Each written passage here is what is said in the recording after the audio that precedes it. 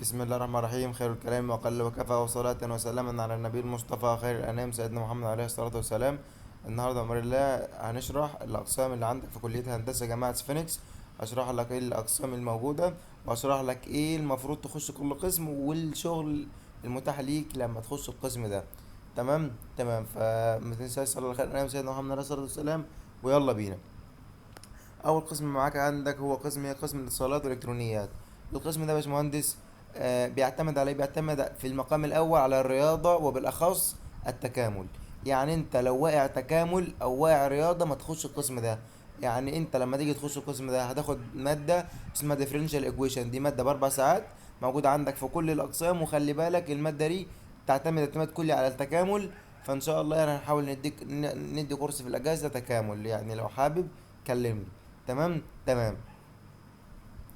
فالتكامل المهم معاك لما تخش ايه اتصال الكترونيات. هتاخد ايه تاني برضو في تكامل؟ هتاخد عندك ماده اسمها كوانتم ميكانيكال فيزيكس. دي برضو ماده موجوده على قسمين، ميكاترونيك وعلى قسم ايه اتصالات. ماده موجوده في الترم الاول. تمام. عندك هتخش على الترم التاني. عندنا ادفانسد ماثماتيك. الماده دي حرفيا كلها برضو تكامل. عندك حاجه اسمها فورير ولابلاس وهكذا يعني. ففيها تكامل كتير، فالمادة لازم يكون فيها تكامل. وفيها برضو ايه، وفيها فيزياء. عندك مثلا ايه عندك الكترونيك وسيركت. دي مادة معتمدة على الفيزياء، قوانين كيرشوف والباور وكل الحاجات اللي خدتها في ثانوية عامة. تمام. وعندك ايه تاني؟ وعندك سيركت نفس الموضوع، تحليل دوائر كهربية وهكذا. اي سي ودي سي في الترمين. في الترم الاول سيركت وادفانس سيركت، وفي الكترونيك وادفانس الكترونيك في الترم الثاني. يعني الادفانس في الترم الثاني والعادي في الترم الاول. تمام. فدي المواد لازم تكون شاطر في الفيزيكس والرياضه عشان تخش القسم ده. ما تقوليش مثلا انا صاحبي داخل كده فانا هخش زي صاحبي. لا، فلازم ايه، لازم تحدد موقفك، لان ده هيتبني عليه حياتك بعدين.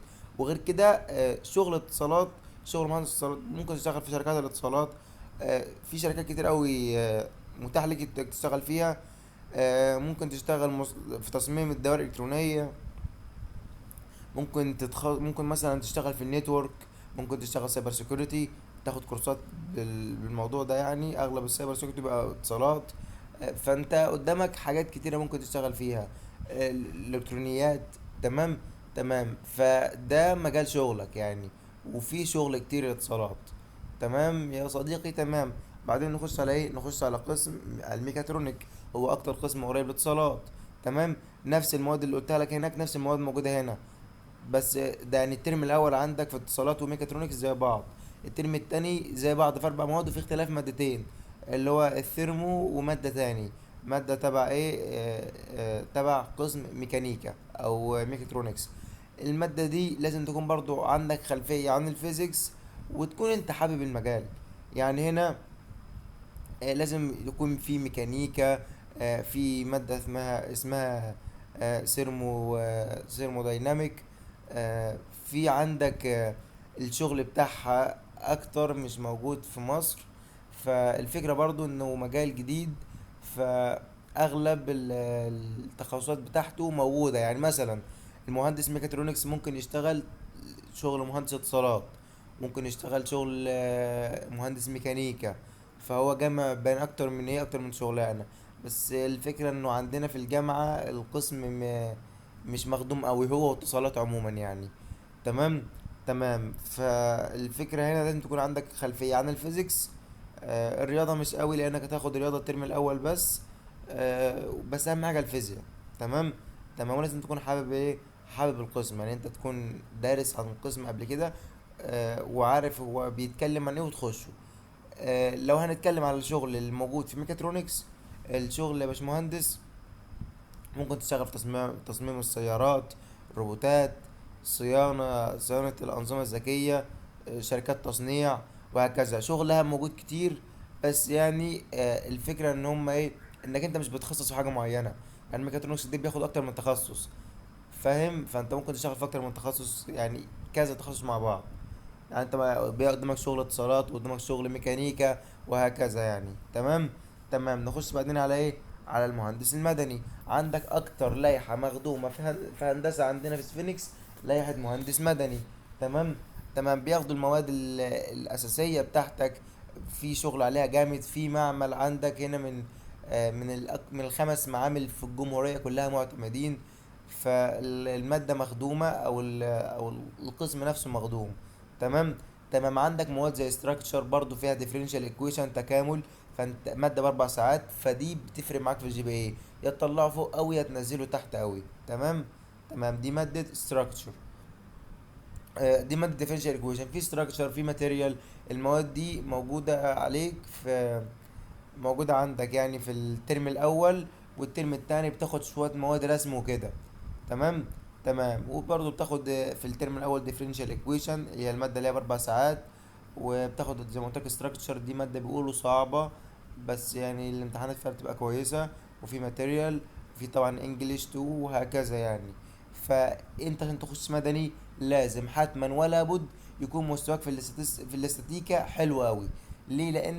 لان الماده لان القسم فيه اكتر من ماده معتمد على الاستاتيكا. فلو انت مستواك مش حلو في الاستاتيكا او انت مش بتحب الاستاتيك، فانت ما تخش القسم يعني وتدمر نفسك. تمام. تمام. اخر قسم معانا الا وهو الهندسه المعماريه. هندسه معماريه يعني رسم. فلازم حتما ولا بد تكون مستواك حلو في الرسم الهندسي. ولازم تكون حابب الرسم، لانك في مواد انت بتخش السكشن بتقعد بال6 ساعات ترسم فيها، كلها مواد كلها رسم. فيها مواد عربي اللي هو التاريخ الهندسي. فيها مواد رسم كده، رسم فري هاند. فانت لازم تكون شاطر في الرسم، ولازم تكون بتحب الرسم عشان ما تكونش بتمل. ولو بتمل بسرعة ما تخشش عمارة، لان القسم بقول لك زي ما قلت لك بيقعدوا في السكشن فيه ممكن يقعدوا بال5 ساعات 6 ساعات. وامتحانك بقى برضو طويل، وبصراحة محتاجة مصاريف عالية. يعني كل شوية أدوات ودنيا يعني فلازم تكون انت حابب المجال وتكون انت عارف داخل على ايه. أهم حاجة الرسم. تمام. تمام، لازم يكون مستواك جامد في الرسم، او مش جامد، او تكون انت بتحب يعني انا عايز ارسم. تمام، لان ايه؟ ما تزهقش يعني، فالموضوع بيطول معاك. فاهمني؟ فاهمني. المواد زي ما قلت لك مواد كلها رسم فري هاند تاريخ هندسي وهكذا. تمام يا صديقي. تمام. زي ما قلت لك طبعا مش عايز اقول لك مهندس مدني ومهندس معماري شغلهم ايه، طبعا كلنا عارفين يعني. تمام يا صديقي. تمام يا صديقي. حاجة سريعة كده، انا عايز اخش قسم، لازم اخش قسم عن اقتناع شخصي. مش مش عن اقتناع صاحبي دخل ايه، او عن اقتناع اهلي عايزين ايه. انا يا عمي ما بحبش الاستاتيكا خالص. ابوي بيقول لي خش هندسة مدنية. هخش اسقط يعني؟ لا. هو بيحاسبك في الاخر على النتيجة بتاعتك. هيجي يقول لك انت ليه جبت كذا في المادة كذا، او جبت جي بي اي قليل ليه. ما هتيجي تقول له انت لو قلت لي خش القسم، ده مش مبرر. تمام. فاحنا لازم ايه نخش القسم اللي احنا حابينه او اللي احنا عايزينه، مش اللي حد تاني عايزه او حد تاني حابه. تمام. تمام، ولو اي حد عنده اي سؤال ممكن يسألني ويبعت في اي وقت عادي جدا، مفيش مشكلة. وزي ما قلت لك الاربع اقسام دول عليهم ايه؟ عليهم مادة اسمها differential equation. دي مادة ب4 ساعات، هي اكبر مادة عندك في الايه في الكلية كلها يا محمد خرج. المادة دي لو ظبطتها هترفع لك الجي بي اي، ما ظبطتهاش هتنزل لك الجي بي اي، ومعتمد على التكامل. ولو محتاجين شرح ليها ممكن نعمل لها كورس في الاجازة، يعني نعمل فيديوهين كده للتكامل. وبس كده يا صديقي، واتمنى اكون قدرت افيدكم ولو معلومة بسيطة، وسلام.